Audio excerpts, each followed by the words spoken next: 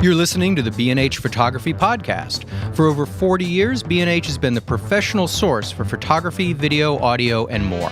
For your favorite gear, news, and reviews, visit us at bnh.com or download the B&H app to your iPhone or Android device. Now here's your host, Alan Weitz. Greetings and welcome to the B&H Photography Podcast.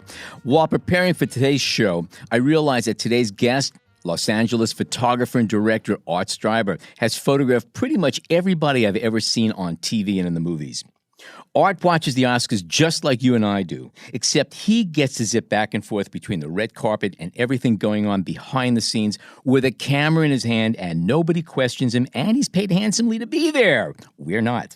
His clients include the alphabet soup of TV broadcast stations and cable channels, and just about every movie studio. Remember the time you donned your favorite Oakleys, slipped behind the wheel of your Cadillac, hit your local Chase Bank for pocket change, and drove on down to Disneyland? Well, Art shot ads for each and every one of those companies. And if you like kicking back with a bucket of KFC and a Heineken or maybe a Miller Lite, he's shot ads for those guys too. And as you might have guessed, he's also won a ton of awards and accolades along the way. Welcome, Art, to our humble podcast studio. Thank you for having me. I also want to throw in the Vanity Fair series and all the covers of Vanity Fair. Oh, and all these beautiful conceptual photos. And just which one we'll cover, about. let's be clear. Oh, just one cover. All yes. right. And historically, I don't know how many people know this, the worst selling Vanity Fair cover of all time. Wow. Justin Bieber. Congratulations. Yeah. Really? To all the Bieber fans that listen to the podcast, apologies. Okay, we're not going to blame you for that. But I hope you use that as a promo piece. I do. Feather in my cap. right. Well, have you done any of those? You must have done the pages that fold out because of some of the large groups and ensembles. I have, you've done. yes. Yeah, those are pretty cool. Yeah. It's a lot of moving parts. I imagine. Absolutely. All right. Well, can we start with some of the Yeah. Vanity Fair and how fully baked are the concepts and the ideas when they come to you, let's say for a Vanity Fair fold-out piece of celebrities?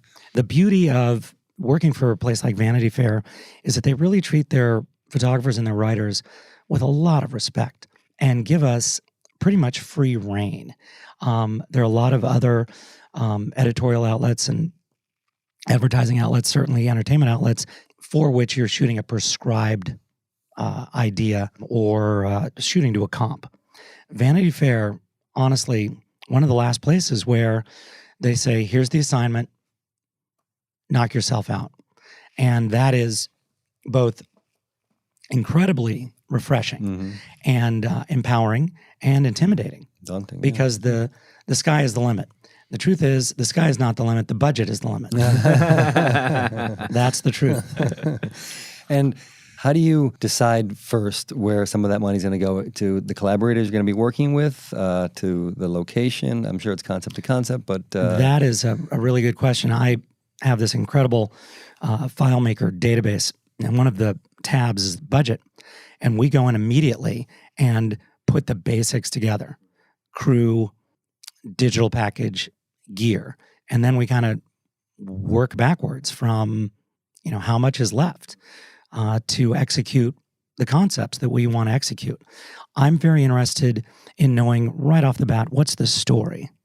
Why are we photographing this guy or this woman or this group? Because I am a big believer that, especially now in an age in which we are inundated with imagery, that the image bears the burden of grabbing the reader and pulling them into the story.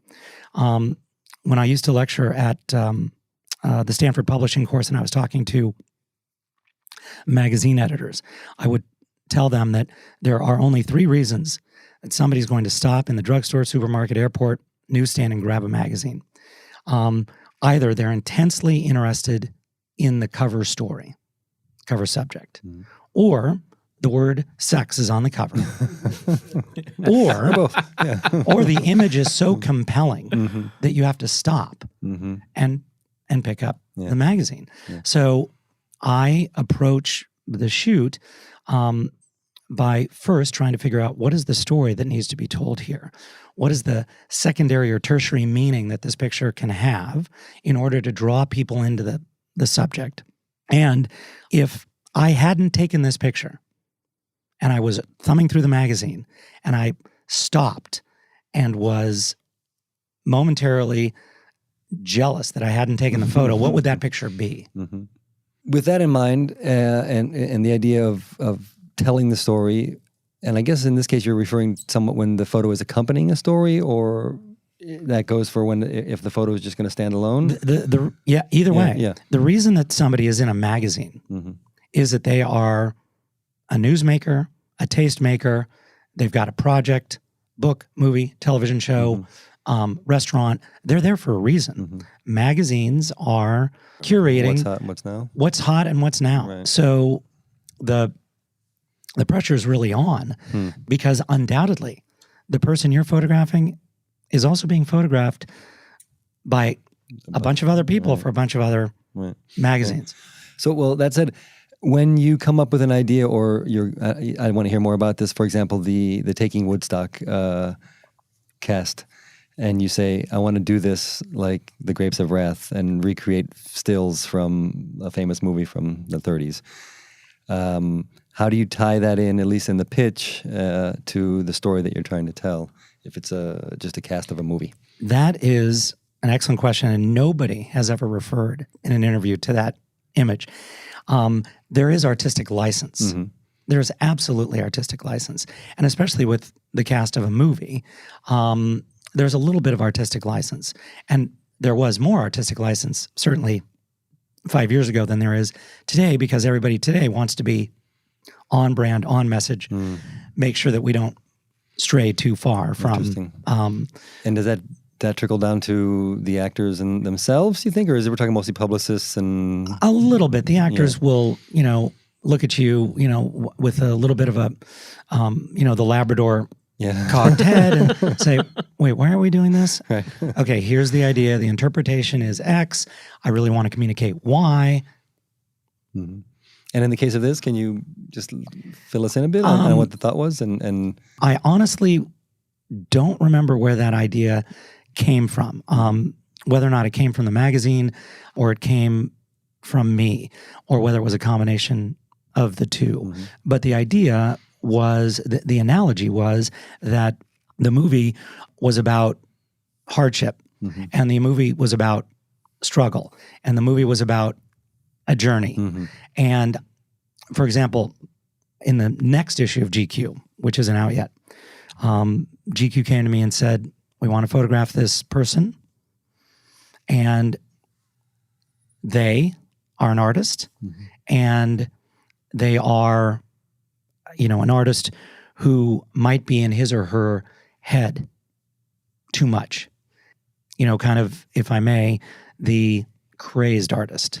This is how they brought this to you and kind of gave you this. And they gave insight? me the backstory of this person's, story and arc. And I said, Vincent van Gogh cutting off his ear. And we dove into that as a starting point, which I loved because I've never seen it done really. Except I just did come across a Joni Mitchell album cover from the 70s in which she painted herself. And I went, there you go. So I'm always looking for that subtlety, that secondary read, that tertiary read where the viewer gets, there's a little bit of what Oprah called the aha moment. You've been working, obviously, for quite a while, and we're talking predominantly magazines. Yes, sir. That's the vehicle for the most part. Now, a lot of the pictures you work on, especially some of the more complex pictures where you could have many people in it, some pretty intricate sets where you really have to study it. Now, when you're looking at a magazine cover or a full page or a spread, a gatefold, you really could sit there and absorb all this information. A lot of the pictures that we take these days, though, could be initially meant for this large format, but they're also meant to be viewed on a phone. Do you approach any of your pictures differently, knowing that it might be even mostly viewed from a small screen? Do you approach it differently at all for that reason? Really good question. And no, I have never said, you guys, this is only going to be seen on a device. I hope that the imagery will have a larger life somewhere else. My old hesitation about imagery that only appeared online was, okay, the file size doesn't have to be that big. But it was never about, if I may, dumbing down the image. Or simplifying the No, I've never- elements of that. Because again, That's a good question. I've never considered the kind of mobile end use. To me, the picture either needs to be simple or complex as a picture. Yes, it's a bummer that we are looking at imagery on a kind of a 2.5 by 2.5. But no, I never really have. Because the reason I'm thinking about it, a friend of mine was doing years ago, did album covers, and when Yes. CDs came out, we were having a conversation. He said he had to rethink the way he was doing things now because suddenly it went from 12 by 12 down to 5 by 5 or something like that. He goes, it's a smaller image. I can't cram details in there. I have to simplify it, strip it away without losing its value and its message. I get that. I would call that the Sgt. Pepper's analogy. Hey. You're welcome. And it is Analogy Friday. I don't know if you're aware.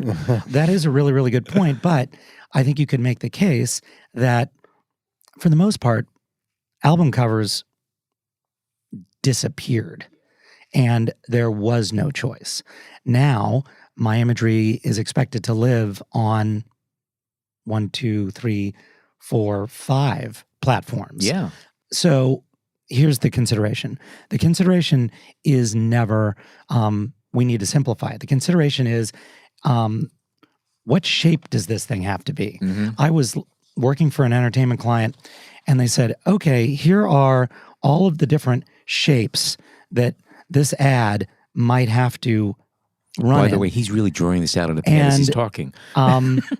I looked at them and I said, you know, a number of these shapes are not even found in nature. And like, how can you tell, you know, this story and this story the same way? And the answer, unfortunately, was I had to shoot it very, very, very loose and let them piece it. and let them crop. Right. Go against every instinct you have. Because composition, Yeah. because there are web banners that are vertical and web banners that are horizontal and web banners that are extremely horizontal and web banners that are extremely vertical. And And that's your problem now. that is now my problem. That's your problem. Drive you crazy. Well, your point is interesting in the sense of that the 100th anniversary of Paramount, which I looked at several times yesterday, and on a phone and on my computer, and you know, you Google search and things come up, and some images expand, some don't.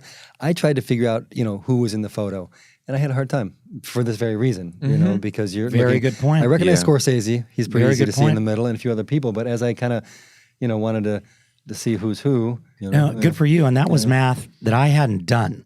And honestly, that picture was composed as kind of 3 pyramids.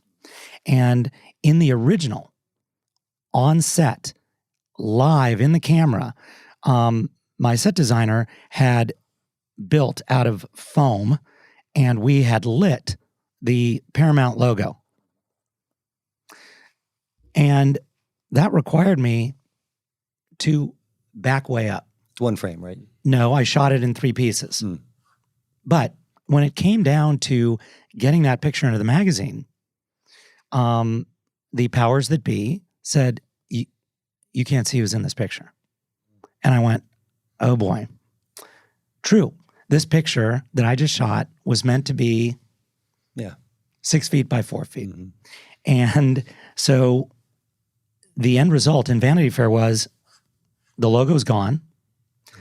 An incision was made here, and an incision was made here between the pyramids, and the pyramids were much like the original National Geographic cover. Wow. The one where they faked it? You mean when they moved the pyramids? Analogy Friday. I love it. In order to see all those 116 people. Right. And when it came out, and I was heartbroken, I went back and I started to do the math. And the math was 8.5 by 11 is 17 by 11. Number of square inches. How do you divide 116? Like, how big could those people have actually been? Right. You know, because you're asking the page to do a lot of work. And did you hearken or look back and research, because there's a tradition of this type Yes. of photo in the studio system of going back I and getting all did. the hearts. You did, okay. Oh, yeah. Yeah. And Well, any input on that in terms of how they shot it then and how you shot it or today or not today, but recently? Back in the day, I mean, there's some very famous studio pictures in which everybody's lined up, like you're photographing, a platoon or a football team, Right. or they're all seated beautifully. A famous CBS photo of everybody seated, Lassie's seated. I have that hanging in my bathroom. No joke. It's from the 25th anniversary of CBS. I have an 8x10. They called everybody in black tie, and Lassie is in the middle. Okay. Name 5 other people in that photo. It's in his bathroom. Oh, He sees God. it a lot. Okay. He sits and looks at it. No. a lot. This is That's what I'm saying, yeah. This is oriented for standing. Okay. Hitchcock is in it. Yes. Lucille Ball. Correct. Hawaii Five-0, whoever that is. And the best thing is James Arness is in it, and his brother, who's his brother, James Arness? Peter Graves, who is so tall, they stuck him off on a separate step off to the side so he'd be even with the top row. That is correct. I have an 8x10 of that hanging in my bathroom. I believe you. You heard it here, folks. Yeah. So to answer your question, it has been done. Yeah. And the default, and it makes sense, line them up. And that was shot on the Paramount lot, or no, one of their old studios? Yes, it was. It was shot on their biggest soundstage. Right. And Paramount hired me to do it, which means that we had a ton of support from the studio. We had set building support. We had lighting support. We had grip and electrical support. We had incredible, He must have. Geez. incredible support Yeah. because they were taking it very, very seriously. So for those of you at home, if you would just turn on your monitors, there's the left, there's the middle, and there's the right. And here is the finished 5-panel, 1, 2, 3, 4, 5-panel, which I did because I really wanted to give a sense of the context and the scale. And this is part of my presentation that I do when I lecture and talk about behind-the-scenes photos. So watch very carefully as we go from there. So there's the crop, there's the 3-panel. So incision, Wow. and the people get bigger. And I get it. I get it. Yeah. I absolutely get it. Right. And I think these two versions serve two purposes. Did they put this version somewhere else, at least so you It's can at see Paramount somewhere. it? Yeah, okay, but not in the magazine. Yeah, No. The magazine had to do this. Yeah. I get it. yeah. Did your mind still think magazines? I mean, you do posters, you do Yes. you do everything, but I mean, you think magazines. Editorial is my first love. The reason that it's my first love is that my great-grandfather started the first magazine wholesale distribution company in Los Angeles, So you've You've many been here for a generations in while. LA. Wow. the Sunset News Company. Okay. My great-grandfather started it. My grandfather worked there. And for a little brief moment, my uncle and my father worked there. So when I was 7, 8, 9, 10, 11, 12, on Saturdays, my dad had to go to work for some reason, and I went to the Sunset News Company. The wholesale distributor gets all the magazines from the publishers, puts them on their trucks, and drives them out to drugstores, supermarkets, newsstands. So in the warehouse was this glossy pile of everything. Mad Magazine, Life Magazine, Richie Rich, Time, Richie Newsweek, Rich. Playboy, Penthouse. And I just scooped this stuff up Yeah. Yeah. and took it home. Yeah. And that was For the articles, of course. Yeah. obviously, Sorry. and the photography. Yeah. And that was this first kind of visceral impression of magazine work, of magazine photography. And the truth is, in the 70s, yes, there were movie posters, and yes, there was advertising, but this was this constant weekly, monthly stream of amazing, iconic now mid to late 20th century imagery. Right. And my grandfather was an avid amateur photographer. So there was some kind of connection in my brain between, wait a second, I can do this and it can become this thing. And I became a news junkie and a media junkie and kind of a amateur sociologist, trend follower, kind of excited about. And you were in basically ground zero of where all that stuff emanates from. Newest, latest, greatest. It didn't hurt. And then when you were 18 or whenever you were ready to decide where you're going to go with your career, where did you take your first steps?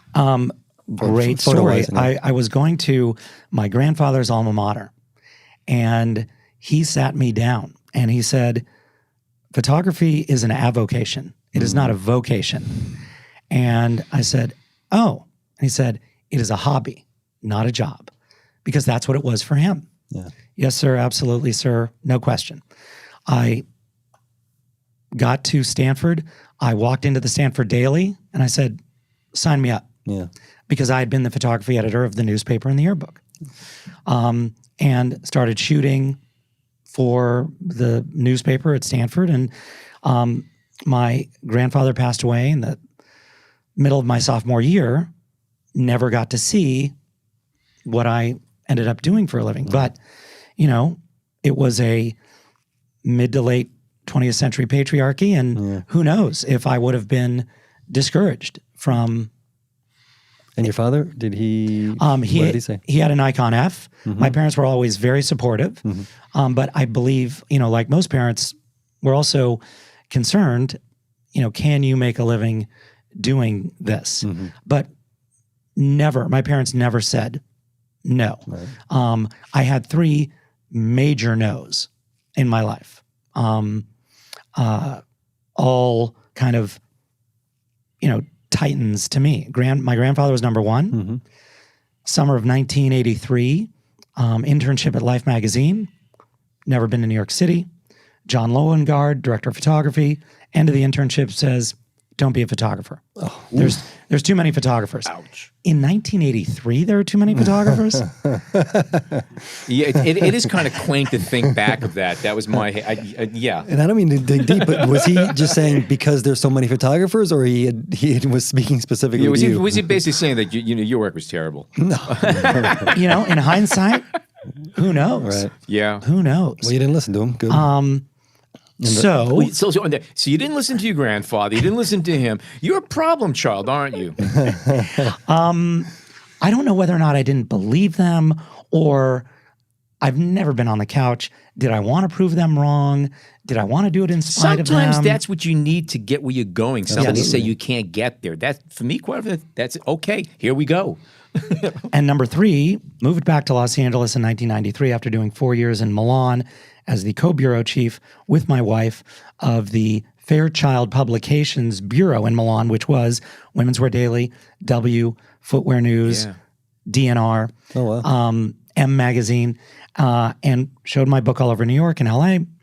And an agent in Los Angeles looked at my portfolios and said, have you ever considered a career in cruise ship photography?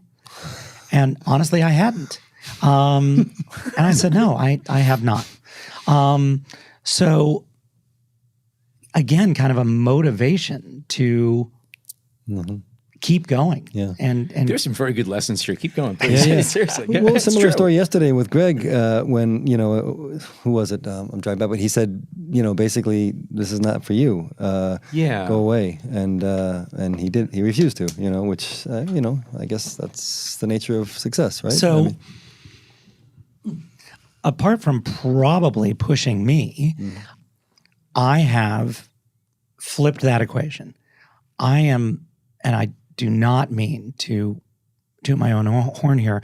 I mentor a lot of people, and I encourage a lot of people, and I open doors for a lot of young photographers. And then the flip side, who opened doors for you? Who was the first one to say, "Hey, this is great," or here's an assignment, go shoot them? Is there any? Yeah, who gave you your first street? Or who did you seek out? Who's the first person to give you a job right off the street? You walk in, you also show some stuff, and you walked out with a job to do. I remember mine. I know that. Well, the Fairchild Publications job was 2 years in LA And honestly, I was hired because the first guy they asked wanted too much money. And I was massively unqualified for the job. This was portraiture, fashion work, a combination of everything? Good for you. Yeah. Women's Wear Daily, WMDNR, in 1987, 88, 89, which meant portraits, fashion, events, still life, travel, reportage, food, interiors. I became a jack of all trades. And you know what's really interesting about that comment? Today, that would be poison. It would be toxic to walk in with all of those abilities because people say if you can do all that, you can't do a damn thing well. You could do a lot of stuff okay. That's what I believed about myself. Right? Yeah. Absolutely. I really still internalize this jack of all trades, master of none. Yeah. And I still enjoy all of those different kinds of photography. And you're still doing it. I mean, your work shows that. I know that my interior work has informed my portraiture. I know that my event work has informed my You were able portraiture. to connect the dots and make it all work. And I'm still trying to connect the dots. Simultaneously, my uncle, the one that worked at the Sunset News Company briefly, became the vice president for major gifts in the athletic department at Stanford University, which has nothing to do with this career trajectory, except that he told me years ago, whenever I answer the phone, I say, the answer is yes. Now what's the question? Because he was getting calls from major donors saying, hey, I really want somebody who's going to be on the sideline, seats. And I said, oh my God, that's brilliant. So back to the Paramount photo. Art, we want you to photograph 116 people. Absolutely. Thank you so much. Hang up the phone. Right. Oh my God, how do you do that? Yeah. Sounds like Stephen Wilkes when we had him. Same thing. Okay, we'll do it, and then we'll figure it out later. That's exactly right. And now, so then the next analogy after that is, how do you eat an elephant? One bite at a time. Right. So break it down. How are we going to approach this? So who was the first person you called? Who's the crucial member of the team that in a shot like this, let's say, or a big shot, let's say? Well, now it's my longtime first assistant executive producer, Elaine Brown. She and I have been working together 15 years. And now we sit down and we say, how are we going to do this? And we break it down into its component pieces. But when I was at Stanford, I was a newspaper photographer. Sports, portraits, news, events, meetings, lectures. And I noticed that the photos in Sports Illustrated of basketball games were lit. Wait, there's like a strobe going off in the corner. I want to do that. How do you do that? I called Sports Illustrated and I said, who lights your arenas? This is 1983. There's no internet. There's no master class online. And they said, there's a photographer on our roster named Andy Haight, and his brother John is based in San Diego, and he goes around the country and lights all of the arenas. And I said, what's his number? They gave me his number. I don't know why I made the typing thing. Sorry. Rotary phone, push button phone. And I called John Haight. Hi, photography editor, Stanford Daily. How do you light the arena? Speedotron in every corner. Yeah. Thank you so much.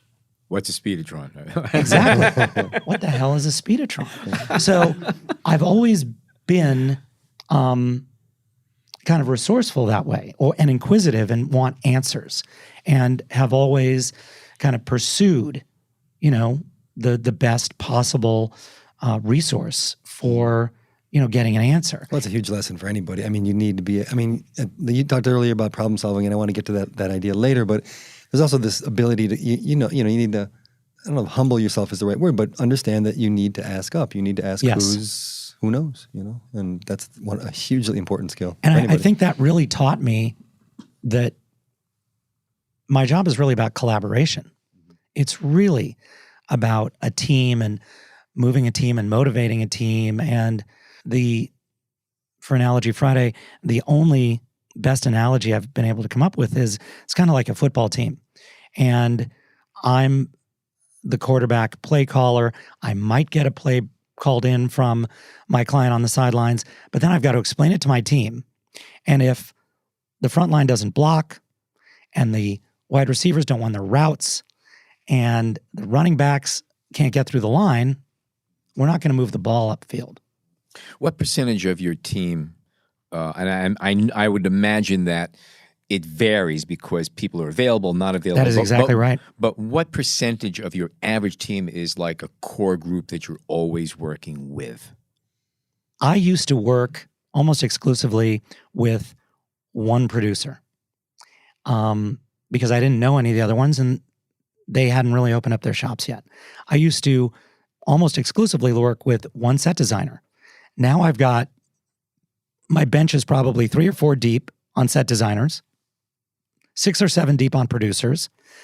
And do you choose them, well, aside from the fact on availability, but I would imagine each of these people have their own specialties and strengths that you might want to tap into for the most certain part, projects? For the most part, except that at the level at which I'm pulling talent, they're all good. They're all good, and they've been around many of the same blocks I've been around. Okay. So I'm rarely saying to Elaine, we just don't have a strong crew here, because she goes out of her way to grab the best people. And yes, now it's about availability. Okay. All right. And is that the same for light? I guess I wanted to get this kind of idea toward lighting. I mean, our assistant pool is kind of broken down into 3 tiers. And there are the guys and women who we've worked with for years who are real firsts, who are going to bring ideas and problem solving to the table. Then there are the seconds who are going to really, really, be executing the lighting and might have a tweak. Then there are the thirds and fourths who are on their way up and are making an effort to learn. So we always try and pick, from that pool. Okay. So you don't have as many DPs do that one gaffer that's yours, or that one? Not really, because these guys are busy. They're busy, yeah. Sure, yeah, sure. Based on availability. And we are very, very, very, Elaine is very, very, very generous with the guys calling up and saying, I got a 2-day, I got a 3-day, I got a 5-day gig. I got to bail. And we say, we understand. While we're on lights, can we talk a little bit about the lights you're using? Absolutely. And your feelings about LED and where you're going and what you use. I mean, I get the impression you're still using flash right now for most of your work, right? All strobe. Yeah. We're just starting to fall in love with LEDs. Falling back in love with available light. Okay. But it is almost always pro photo. And it is the professional workhorse for us, does everything we need to do. We can find it in almost every major American city. That's it. Yeah, any rental house will have pro photo. That's important. Exactly. That and Dynalight, but pro photo you got. And I grew up on Dynas. Yeah. And Dynas still perform a few, tricks for us, a couple times a year. But it's, by and large, it's pro photo. There's one, I was looking through a lot of you had a lot of production images that we were able to find. And there was one umbrella you had. I don't know if it was an Octa umbrella, but it was real large, but very shallow. Which one would that be? I mean, it only looked to be like maybe 1.5 feet, 2 feet deep, but it looked to be at least 6, 7, 8 feet across. It was huge. Our umbrellas are Photex. They are Westcott's. Okay. All right. Yeah. And that brings up a really good point.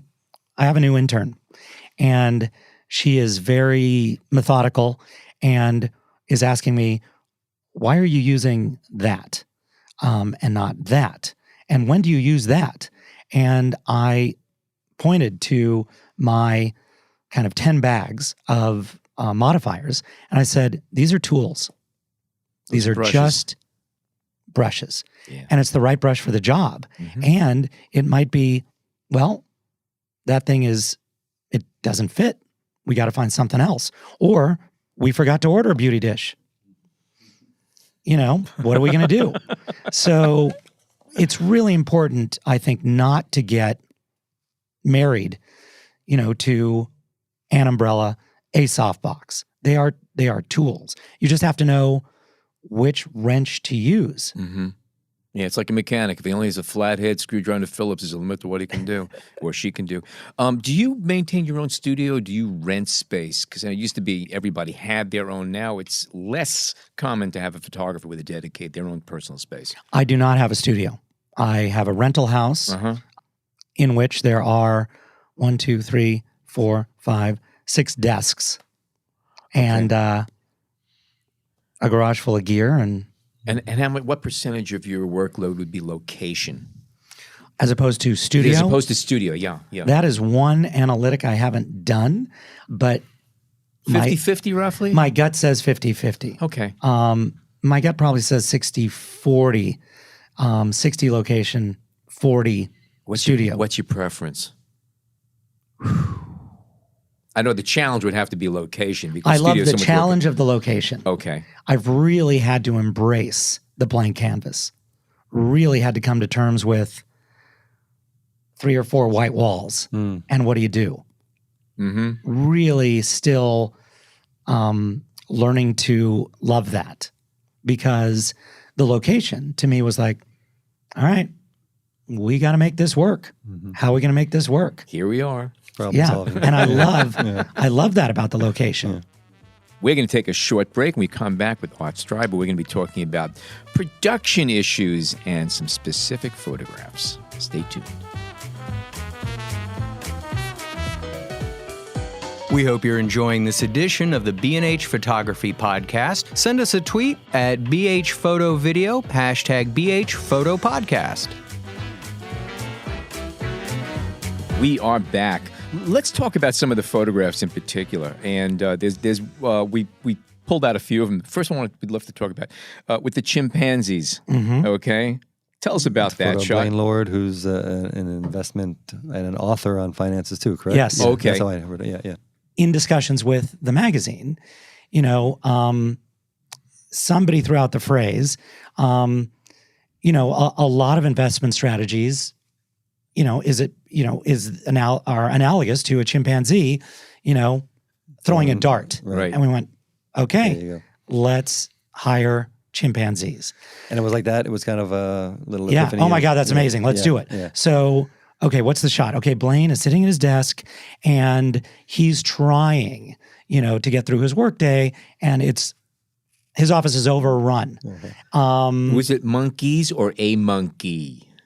6. I think there were 2 Okay. that became 6. All right. And that's one of the earlier shots where we went, okay, we're locking down the camera and we're having the monkey do this, the monkey do this, monkey do this, monkey do this, monkey do this, because there are only so many monkeys that in LA that are available. Got to keep costs down. You can't hire 7, and I don't know what would happen if 6 or 7 chimpanzees So were on set at the same time. I could my see you question, working with yeah. 2 and the other 5 are just sitting there with smoking cigarettes on a bench on the side. Their writer, was intense. Bananas, cigarettes, scotch. Just like us here, right? Those are the How do you 3, sit right? them down and prep them for the scene? I mean, what do you tell them? You listen to the trainer, and the trainer says, this is what they can do, what they can't do. This is how much time you're going to have with them. Now, did the trainer basically mimic what they were going to be doing and they imitate him? How did you, they're doing things. Obviously, they're going to be doing what they want. You're going to hopefully catch them and stuff. But were you able to actually direct some of these chimps to do specific things? You direct the trainer to direct the chimp, yes. What do you want the chimp to do? Well, I'd like the chimp to do this, this, this, this.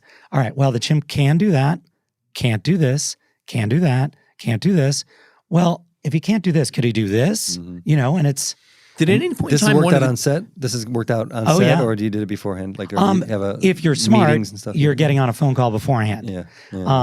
If you haven't done this before, you show up and are disappointed. And I don't remember where this falls in my timeline. And then did at any point when the trainer was saying, the chimp can do this, chimp can't do that, Did at any point did the trainer say, "Chimp can't do that"? And all of a sudden, you're the chimp go, "Yes, I can." The chimp No, I can't would often do look that. up at the trainer. So, what the hell? Of course I can do that. And so this was several shots, and then Blaine had to remain as fixed a person as possible, or you just took one shot of him, and I would imagine he was an done. element in the picture. You just in one photo. That's exactly right. Yeah, okay. Yeah. And once you understand that, you start to internalize the idea that if you have your act together, you don't have to impose on your talent's time because you know what his or her performance piece needs to be. How much of your work then would you say pulls theory and pulls practice from filmmaking, from cinema and production, compared to what we would call photography? I think the idea of trying to tell a story in one frame as opposed to 90 or 120 minutes.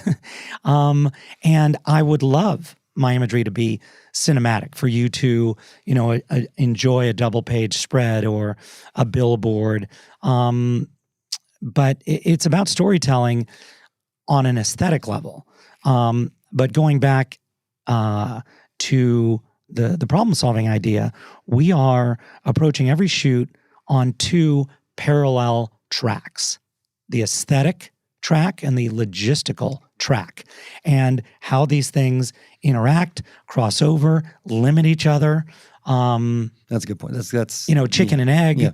cart and horse. I say cart and horse on almost every single shoot. What is our end goal here, and how are we best able to achieve it? What do we want to do, what we can do. Exactly. Given the time, given the money, given the light. Yeah. Well, I was thinking that in the sense of production, in how you handle the time of your stars and the production and the team, and how you get everything set up for that one moment where the star's there, then you get rid of them and you got to do everything else. So that idea of the production end of it as well. I don't know if you saw recently, we photographed Steven Spielberg for Empire Magazine. And Empire Magazine does not have a lot of money. Steven Spielberg does not have a lot of time. It is a perfect storm. It's fantastic. And let's then add, those are now logistical considerations. Let's add the aesthetic kind of overlay, which is, it's Steven Spielberg. Not only have I photographed him more than I have photographed any other well-known person, just completely coincidentally, but the story is about the body of his work. How do you illustrate the incredible breadth of his career? On a budget. No budget. So I came up with this idea of movie posters, and what would that look like? How long did you have to think about it in this case? I'd say a week and a half. Okay. So I got my set designer on the phone and I said, every single one of his movie posters. And the set designer for this shoot was Anthony Altamar. And he said, "Oh my God, I love it. How are we going to do it?" I said, "Okay. How big is a movie poster? How big does the wall need to be? How many movie posters do we need?" And he said, "I'll go online." And he printed these in strips based on an arranged design by the creative director. Then I had seen a picture in my recent memory of those beautiful barn lamps that are on the outside of barns. And I said, that's what we need. I want it to look like the light is coming from this wall. And we walked onto a soundstage at Universal at 6 a.m. because we were getting Spielberg at 11:30. And we walked into this soundstage, and the voice had just been on this soundstage, and the floor was painted black. And I had my heart set on soundstage gray. And I went, oh, God bless it. And then I went, wait a minute, that actually might be fantastic. But my point is that is one of... You're talking because of the reflective qualities of it. That's one of 1, 2, 3, 4, 5, 6 setups we did with Steven Spielberg in 45 minutes. Those are all done in the same. Wow. That's Wow. incredible. Yeah. Now, how many sets did you have? So you didn't just break down the lights and set up, say, wait, Mr. Spielberg, have a coffee, we'll be with you in a few. I mean, No. He walked from one to the next. That's correct? exactly right. Yeah. And the way you do that on a budget is you have the lights in place, because lights are less expensive to rent than a Profoto 8A or 10, and you move the packs. Right. So you get there, and I want my clients to get as much bang for their buck as they can. So, and I would say I'm an overachiever, and oh my God, I want to do this shot, I want to do that shot, I want to do this shot, I want to do that shot, and I can't help myself. And then Elaine will say to me, we're not going to do all 6. And I said, yeah, let's do all 6. So do we have the resources? Put the lights in place, choreograph the whole thing. That pack comes over here. There's a piece of tape on the ground that says, when this pack lands here, plug it in, set it to 5.2, and let's go. And the Steven Spielbergs of the world appreciate that you are moving quickly. He could literally walk through Absolutely. the sets, and that's And let's not forget, when we shot film, 20 frames, 36 frames, 72 frames, and shooting 3 or 4 rolls of film was an indulgence. Yeah, sure. 20, 40, 60, 80 frames. So why do I have to sit there with my digital camera and brrr through 1,000 frames? So getting as much as I can in as little time. And the thing is, a lot of filmmakers and a lot of actors and actresses come from a scrappy place as well, you know? And the captains of industry and the people I'm photographing that aren't in a, have a creative background, they don't have any time. So they appreciate that we're moving very quickly as well. When do you say, okay, what I want to do is not going to fit this budget in this time, and I don't want to shrink it down, I'm going to pass? Does that happen, or is that always dependent on a million things? I don't take a fee. Okay. I ask my vendors for favors. Mm-hmm. I try to funnel the money where the money needs to go, because a lot of editorial outlets just don't have the, I won't say unlimited, but the resources they used to have. Day rates haven't gone up in I don't know how many decades. That's exactly right. That is exactly right. I mean, I used to shoot was like 500 a day, 600 a day. And I know a lot of people are doing a lot less than that right now. That is exactly 20, right. 30 years. That is exactly right. But to me, the editorial outlet is still incredibly important, vibrant, powerful. You get to play more in editorial because of the fact they don't have a budget. Therefore, part of the paycheck is I'm going to play. I'm going to enjoy it. I may not be walking away with a lot of money, but I'm going to have fun doing this. That's exactly right. Yeah. And that resourcefulness, creativity, and under the gun workflow is now seeping in to my advertising work and my entertainment work. Because you brought up Kentucky Fried Chicken.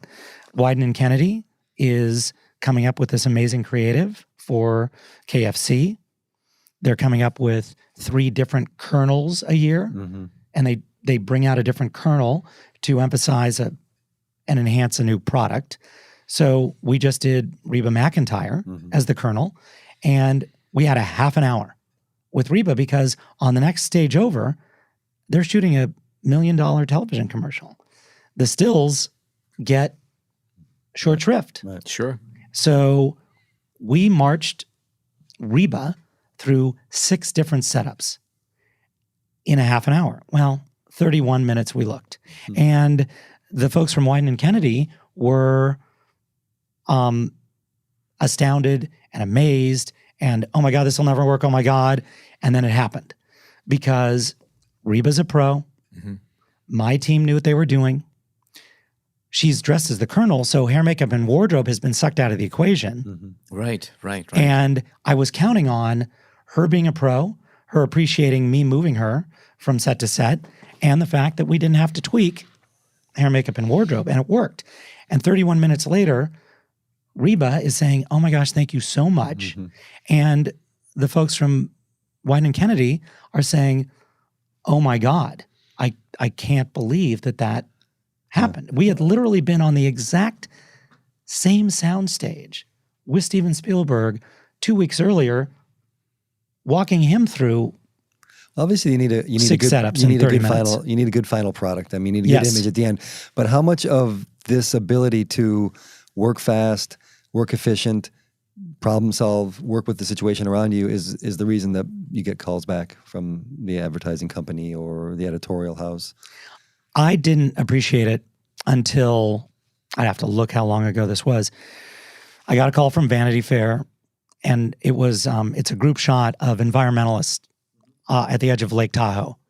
And the call came and said, nobody else can do this. And we've already been turned down by one photographer. And I went, okay, the answer is yes. I'd have to look, the end of November, and they wanted to go to a great outdoor location. There was a freak snowstorm throughout the United States. Where can we go? Where can we fly all these environmentalists into and not make it be 2 flights? Or minimize the number of connections? Reno, Tahoe. Okay.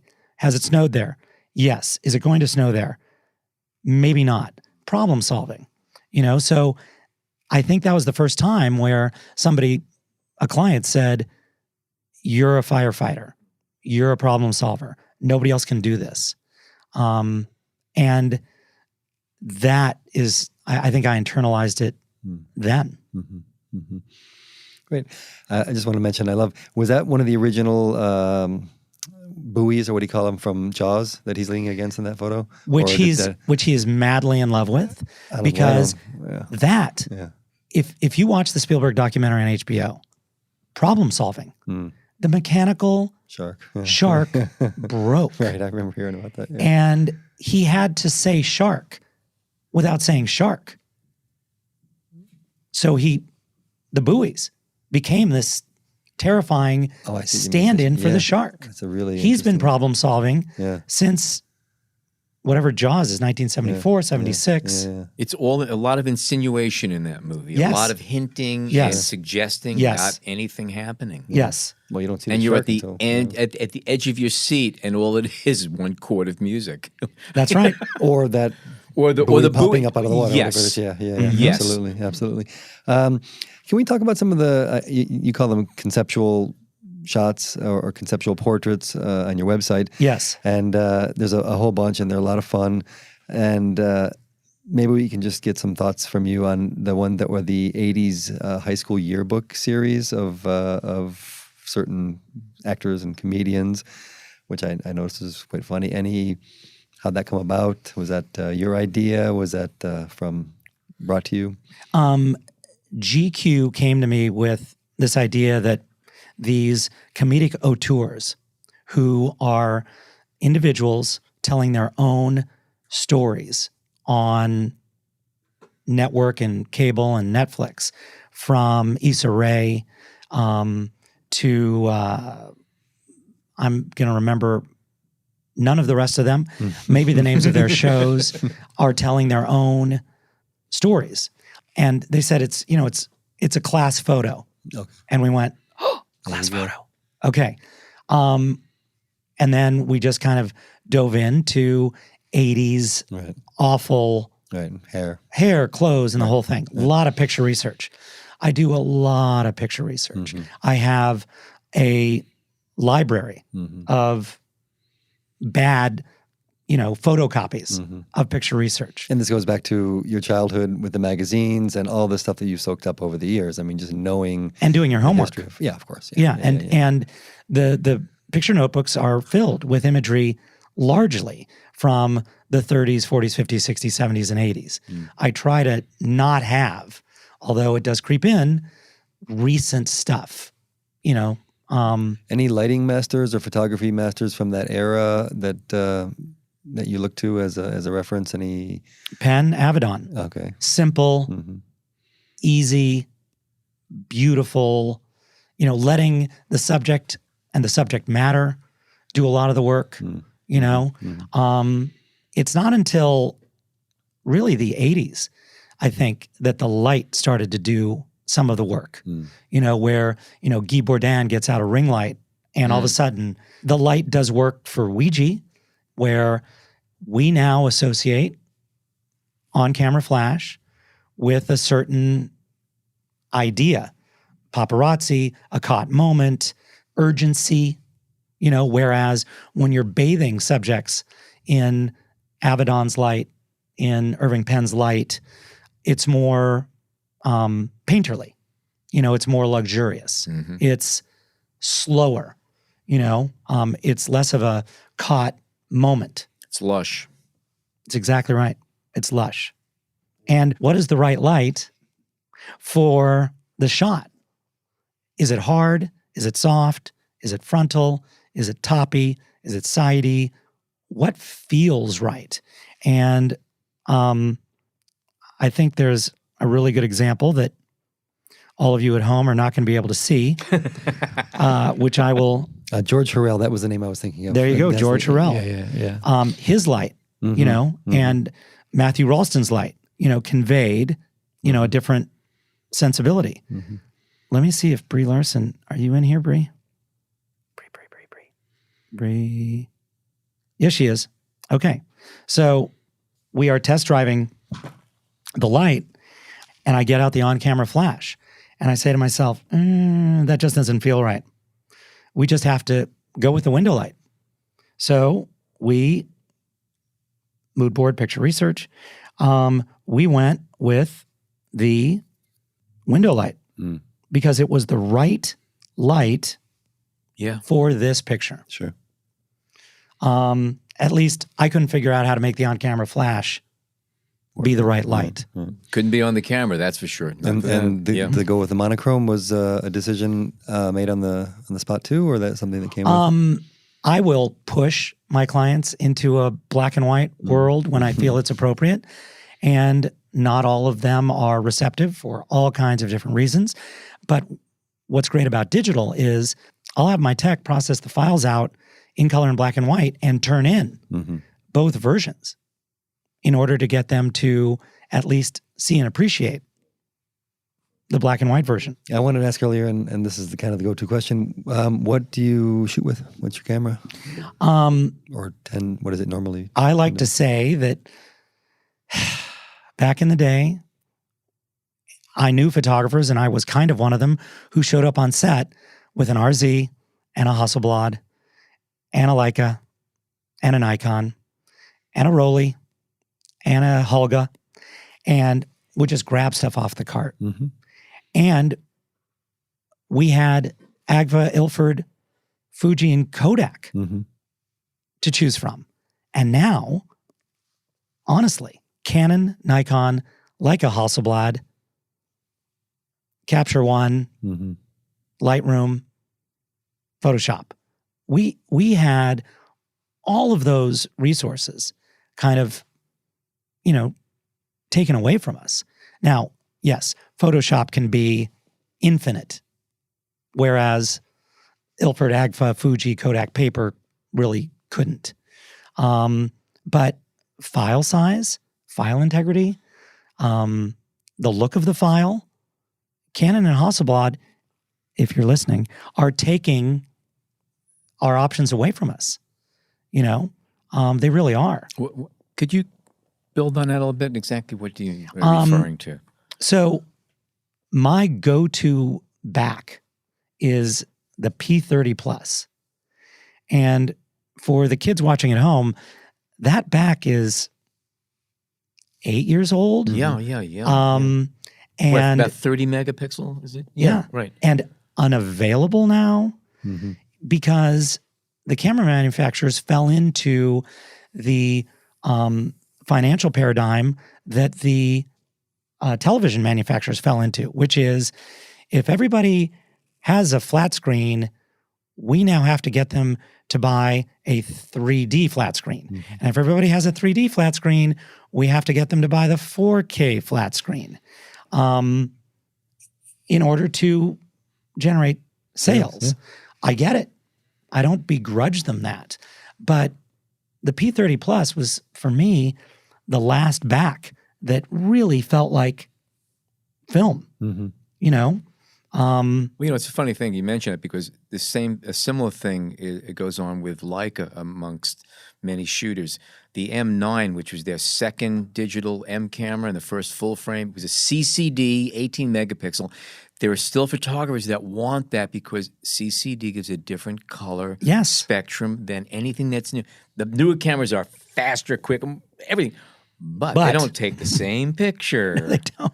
So it's the same thing you were referring to. And I just don't buy the argument that you can, in post, dumb that file back down to look like an old CCD. It's, Ektachrome 64, Ektachrome 200, Ektachrome 400. They each had their own personalities, and that's why you chose it, depending on what's going on. Your film was part of, just like you chose your light modifiers, your film was part of your palette, was one of your tools. Exactly right. Yeah. Exactly right. To answer your question. No, that was a much better now answer. that it's Thursday afternoon, Tuesday afternoon, I tend to do that. That was a better answer. No. 5D Mark IV and the H2345. Okay. It's Canon or Hasselblad. Right. And people, when do you use one or the other? They're tools. Yeah. Do I need the high sync speed?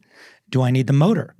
What kind of format do I need? Bigger size. What kind of fall-off do you want? That might mean you have to go to a larger format or a smaller format. Don't get me started. That was the beauty of the RZ, was that the backgrounds just fell away so beautifully. And do you feel the same way about lens choices in terms of whatever fits the right job? The lens tells the story as well. Yeah. Flat portrait lens, push in, wide, get weird. Absolutely, yeah. Okay. Speaking of getting weird, Paul Rudd as Dr. Frankenstein, how'd that come about? Wow, you are pulling them out of the Proverbial archive. It's not the word I was going to use. No, you're pulling them. And I have a really short memory for that kind of thing. But Vanity Fair used to do these incredible filmic recreations. Right. And in those days, Vanity Fair came to me with, we really want to photograph, Paul Rudd as Dr. Frankenstein. Oh, they can't do it. We really want to photograph Seth Rogen as Cary Grant. That photo gets a lot of attention, that Seth Rogen one. I don't know if it's legit. That biplane is there. Yeah. It's flying at his head. Oh, wow. That is legit. So Paul Rudd, okay, how are we going to, one variable is off the table. The aesthetic variable is off the table. And I took those recreations seriously, like one-to-one. So now it's pure problem solving because the aesthetic is off the table, which I think also informed what lens did they use? If you're doing, as I did, Strangers on a Train, we put up all the soft boxes and we looked at it on the screen and it just didn't look right. And then I said, oh, Hitchcock didn't have chimeras. He had Fresnels. Right. So put all the soft boxes away, get out the Profoto Fresnels. And this is something you looked at in case of this on, you're tethered and you're looking at it on the screen and you decided at that point? Okay. During the pre-light. Yeah. What is my lens, to compress or not compress? How do you tell that? How do you recreate that story with as much integrity as possible? Well done, though. And get Paul Rudd on board. Yeah. Was that hard? Seems like he's pretty flexible. Yeah. Yeah, he's a great subject. Great collaborator. Yeah. Are most people agreeable to your direction and stuff like that? Again, you're dealing with, in many cases, actors, performers, people who have their own idea what should be going on, their own egos, whatever. Are most people pretty pliable? They walk in and acknowledge you and recognize you as an equal professional with a job to do, and they go along with it, or do they try to or is fighting happening more than?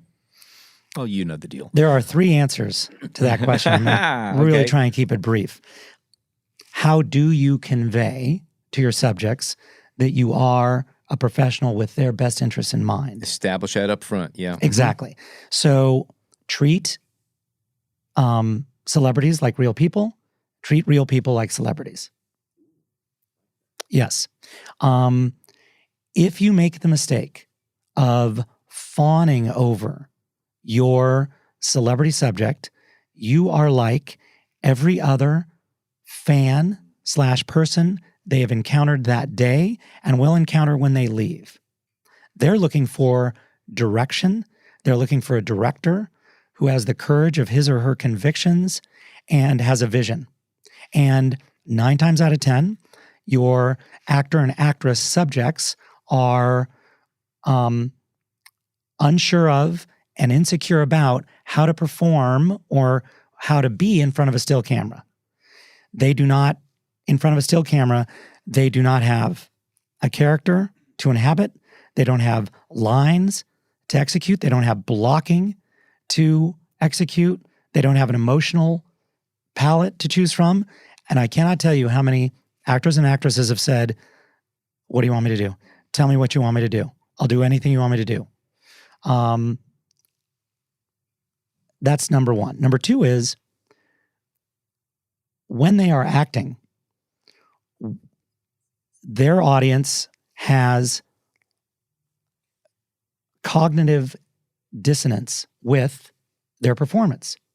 They're not staring at their face, at their body. They're not lingering the way they do on a still image.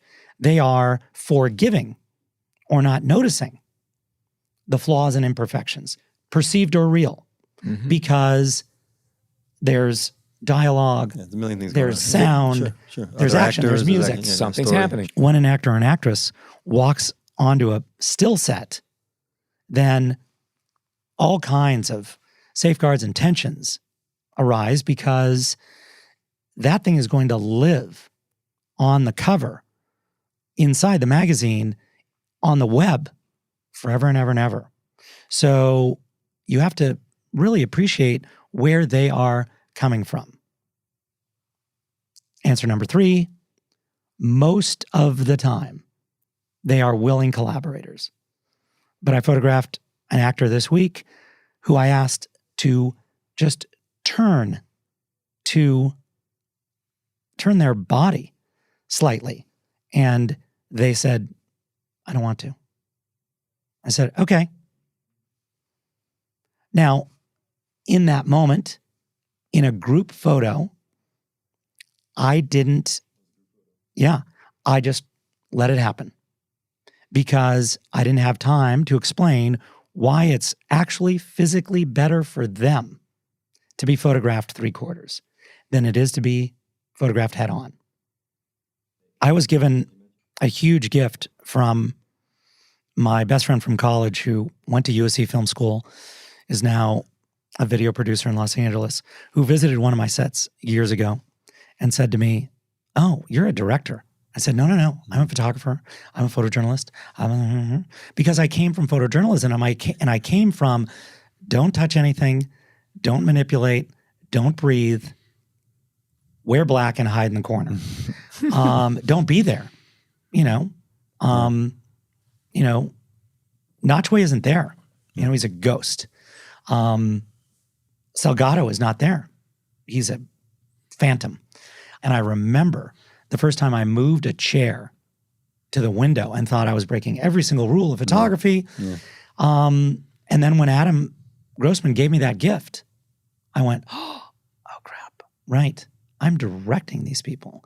I'm trying to elicit a performance You're from the these people. adult in the room. I'm the adult in the room. I have to encourage them. I have to enable them. You're a shepherd. Oh my God, all of those on Analogy Friday. We're on a roll here. You're crushing it. It's all true. That is all true. Art, it was terrific having you here today. You are absolutely a pro. Your stories are great. Let's call this part 1. Yeah. Hey, thank you're you so on. much. You're on. Thank you so much. And That'd listen, be great. Yeah, we want to talk about the Oscars. We didn't even get to that. We didn't even touch the whole on that. behind the scenes That's stuff. part 2. We have to come clean, by the way, Art, okay? We had a motive here today. There was an ulterior motive, okay?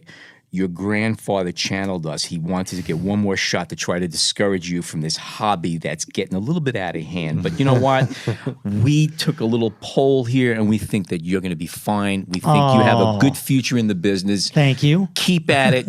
Don't let them beat you down, okay? Trust us. Trust us. I'm going to stick with it. Okay.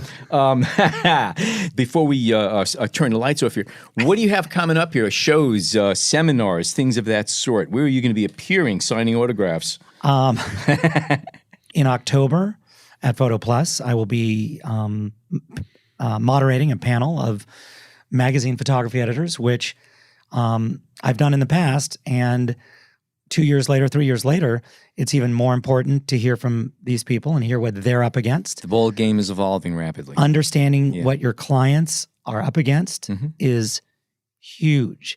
And listening to how they pick and choose photographers, what their budgets are like, what kind of pressures they're under.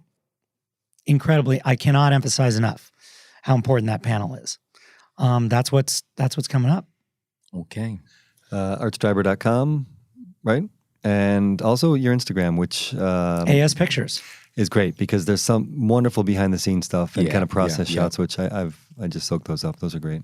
Yeah, which is great. It's great of you to do. You know, I mean, not a lot of people. It's my pleasure, and you know, one of the 1,000 topics we didn't really get to talk about was, you know, I get asked quite often, you know, how is it that why do you share what you share and give away what you give away? And I tell people that is just one tiny piece of the pre-production, production, post-production process that every shoot has to go through.